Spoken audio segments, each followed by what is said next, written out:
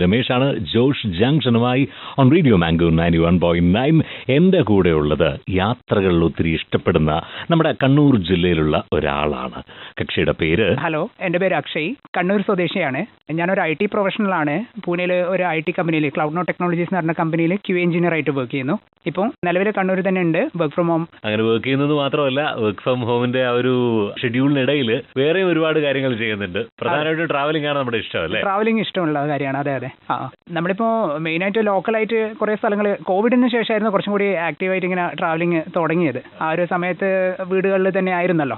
പിന്നെ ഇങ്ങനെ വർക്ക് ചെയ്യുന്ന സമയത്തും എല്ലാം വീട്ടിൽ തന്നെയാണ്. പിന്നെ മെല്ലനെ സൈക്ലിംഗ് ഒക്കെ സ്റ്റാർട്ട് ചെയ്തു. ആ സമയത്ത് കുറേ ഫ്രണ്ട്സിനെ പരിചയപ്പെട്ടു. ഇപ്പം സൈക്കിൾ ചെയ്യുമ്പോൾ അവിടുന്ന് ഇവിടെയൊക്കെ ആയിട്ട് ഇതേപോലെ സിമിലർ ആയിട്ട് IT ഫീൽഡിലൊക്കെ വർക്ക് ചെയ്യുന്ന ആൾക്കാരും അങ്ങനെയൊക്കെ പരിചയപ്പെടാൻ തുടങ്ങി. പിന്നെ അവരുടെ കൂടെയൊക്കെ നമ്മൾ ഒരുമിച്ച് നമ്മളൊരു ക്ലബ്ബ് പോലെ തന്നെ ആക്കി. ഒരു തലശ്ശേരി സൈക്ലിംഗ് ക്ലബ്ബ് എന്ന് പറഞ്ഞാൽ നമുക്കൊരു ക്ലബ്ബ് ഉണ്ട് ഇപ്പോൾ. അപ്പോൾ അവരുടെ കൂടെ നമ്മൾ ഗ്രൂപ്പായിട്ട് ഇങ്ങനെ ലോക്കലിലുള്ള സ്ഥലങ്ങളൊക്കെ കറങ്ങി കാണാൻ തുടങ്ങി. അമ്പിളിമൂല പാട്ടായിരുന്നു.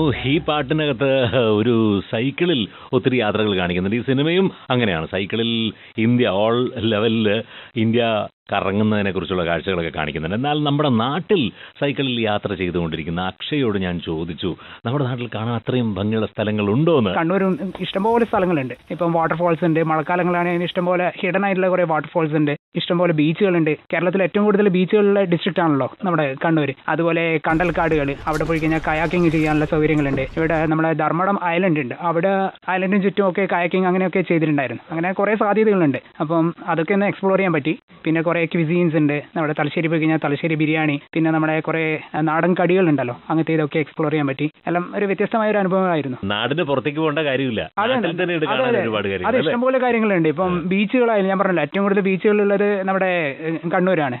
അതിൽ തന്നെ കുറേ മനോഹരമായ ഹിഡൻ ആയിട്ടുള്ള ബീച്ചുകളുണ്ട്. ആദികടലായി, തോട്ടട, അവിടെയൊക്കെ പോയി കഴിഞ്ഞാൽ കുറച്ച് സൈലന്റ് ആയിട്ടുള്ള പ്ലേസുകളാണ്. ബാക്കിയുള്ള സ്ഥലത്തെല്ലാം പോയി കഴിഞ്ഞാൽ കുറച്ച് ക്രൗഡഡ് ആയിരിക്കും. പക്ഷേ ഇങ്ങനെയുള്ള സ്ഥലങ്ങളുണ്ട്. ഇതിന് പുറമെ അഡ്വഞ്ചർ ആക്ടിവിറ്റീസ് വേണ്ടെങ്കിൽ അതും നമുക്ക് ചെയ്യാനുള്ള സൗകര്യങ്ങളുണ്ട്. അപ്പോൾ ഈ യാത്ര ചെയ്യാൻ തീരുമാനിച്ചപ്പോൾ സൈക്കിളിൽ തന്നെ ആവാം എന്നുള്ളൊരു ഡിസിഷൻ എങ്ങനെ എടുത്തത്? അത് സൈക്ലിംഗ് എന്ന് പറഞ്ഞു കഴിഞ്ഞാൽ നമ്മൾ വർക്ക് ചെയ്യുന്നത് ഏർലി മോർണിംഗ് ഇപ്പോൾ ഇരുന്ന് കഴിഞ്ഞാൽ വൈകിട്ട് വരെ ഒരു സെഡൻഡറി ലൈഫാണ്. അപ്പം പിന്നെ മാനേജ് കുറച്ച് ഹെൽത്ത് ഒന്ന് ഇമ്പ്രൂവ് ചെയ്യാന്നുള്ള രീതിയിലായിരുന്നു സൈക്ലിംഗ് തുടങ്ങി.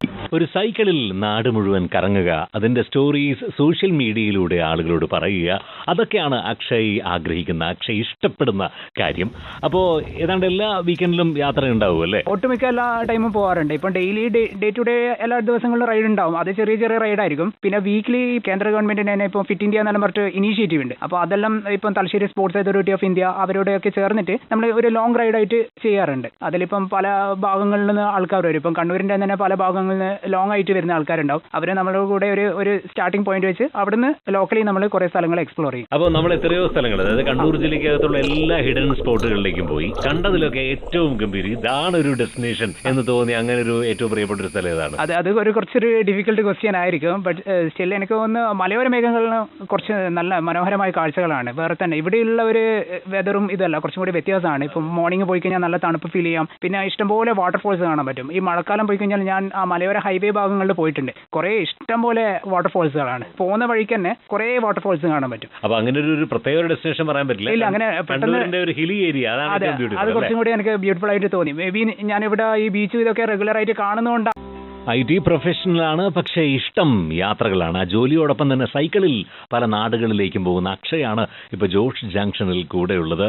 അപ്പോൾ അക്ഷയോട് ഇനിയും ചെയ്യാനുള്ള കാര്യങ്ങളെക്കുറിച്ചൊക്കെയാണ് ഞാൻ ചോദിച്ചത്. ഇനിയും എന്തൊക്കെയാണ് ആഗ്രഹങ്ങളുള്ളത് യാത്രകളുടെ കാര്യത്തിൽ നിന്ന്? എനിക്കിനി ചെയ്യണമെന്ന് ആഗ്രഹമുള്ളത് സ്കൈ ഡൈവിംഗ് പോലെയുള്ള ചെയ്യണമെന്നുണ്ട്. അതൊരു ബക്കറ്റ് ലിസ്റ്റിൽ ഇരിക്കുന്നുണ്ട്. ഇനി പറ്റുവാണെങ്കിൽ നോക്കിയിട്ട് അത് ചെയ്യും. ഇപ്പം നിലവിൽ ഇതൊക്കെ എക്സ്പീരിയൻസ് ചെയ്തിട്ടുണ്ട്. ഇപ്പം കയാക്കിംഗ് അങ്ങനത്തെ ഇതൊക്കെ ചെയ്തിട്ടുണ്ട്. പല ആളുകൾ ഏർലി റിട്ടയർമെന്റിനെ പറ്റിയൊക്കെ ചിന്തിക്കും IT ഫീൽഡിൽ. അങ്ങനെ ഒരു ആഗ്രഹമുണ്ടോ? അങ്ങനെ ആണെങ്കിൽ റിട്ടയർമെന്റിന് ശേഷം എന്തായിരിക്കും ചെയ്യുക? ഇപ്പം നിലവിൽ അങ്ങനത്തെ ഒരു പ്ലാൻ ഇല്ല. എന്തായാലും ട്രാവലിംഗ് അതന്നെയാണ് മെയിൻ ആയിട്ടുള്ള ഒരു ലക്ഷ്യം എന്ന് പറയേണ്ടത്. ഇൻ കേസ് റിട്ടയർ ചെയ്യാനാണെങ്കിൽ ലോങ് ആയിട്ട് ഒരു ട്രാവൽ ചെയ്യണം തന്നെയാണ്. ലോകം ചുറ്റിക്കാണെന്ന്. കാരണം പല എക്സ്പീരിയൻസ് നമുക്ക് അനുഭവിച്ചറിയാലോ. ഒരാളെ കൂടെ കൂട്ടുന്നുണ്ടെങ്കിൽ നമ്മളെ ഒന്ന് അനലൈസ് ചെയ്യോ, എങ്ങനെയുള്ളവരെ യാത്രയ്ക്ക് കൂടെ കൂട്ടാൻ പറ്റിയത്?